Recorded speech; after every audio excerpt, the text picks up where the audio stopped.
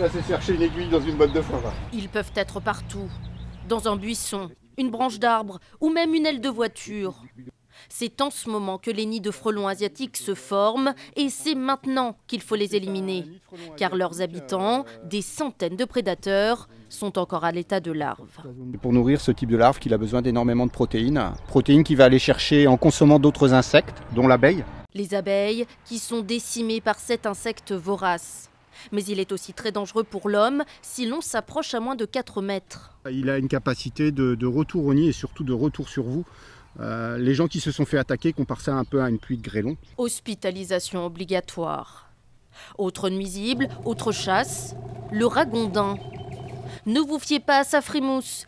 Cet animal détruit les berges des rivières. On voit bien l'effondrement des berges, sont fragilisées par les terriers et les passages de ragondins. Surtout, ces urines véhiculent des bactéries dangereuses pour la santé. Cet animal est un vecteur très important de maladies, parfois mortelles pour l'homme, telles que la leptospirose. Et donc c'est à ce titre que la lutte est obligatoire sur tout le département de Loire-Atlantique. L'an dernier, 60 000 ragondins ont été capturés et abattus dans le seul département de Loire-Atlantique.